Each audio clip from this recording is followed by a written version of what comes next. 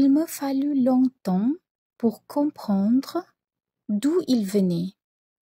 Le petit prince, qui me posait beaucoup de questions, ne semblait jamais entendre les miennes. Ce sont des mots prononcés par hasard qui, peu à peu, m'ont tout révélé.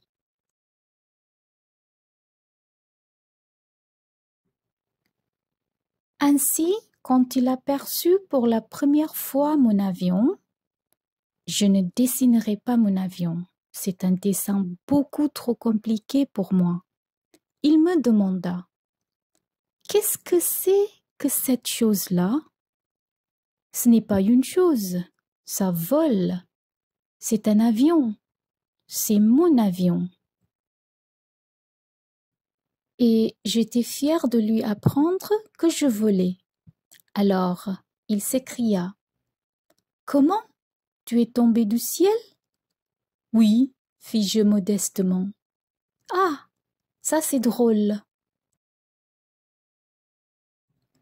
Et le petit prince eut un très joli éclat de rire qui m'irrita beaucoup. Je désire que l'on prenne mes malheurs au sérieux. Puis il ajouta: alors, toi aussi, tu viens du ciel? De quelle planète es-tu? J'entrevis aussitôt une lueur dans le mystère de sa présence, et j'interrogeai brusquement: tu viens donc d'une autre planète? Mais il ne me répondit pas. Il hochait la tête doucement, tout en regardant mon avion.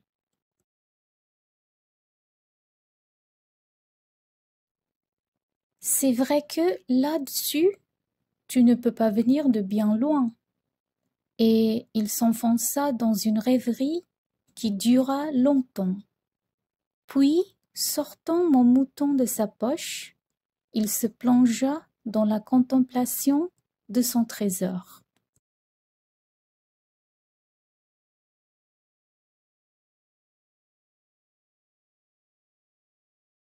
Vous imaginez combien j'avais pu être intriguée par cette demi-confidence sur les autres planètes. Je m'efforçai donc d'en savoir plus long.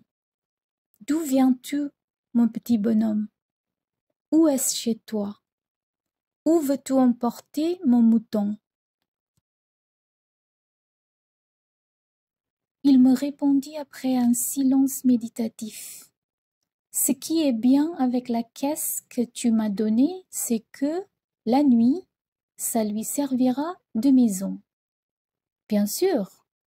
Et si tu es gentil, je te donnerai aussi une corde pour l'attacher pendant le jour et un piquet.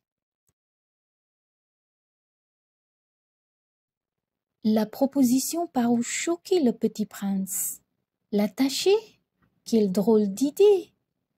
Mais si tu ne l'attaches pas, il ira n'importe où et il se perdra. Et mon ami eut un nouvel éclat de rire. Mais où veux-tu qu'il aille? N'importe où, droit devant lui. Alors le petit prince remarqua gravement: ça ne fait rien, c'est tellement petit chez moi. Et avec un peu de mélancolie, peut-être, il ajouta: droit devant soi, on ne peut pas aller bien loin.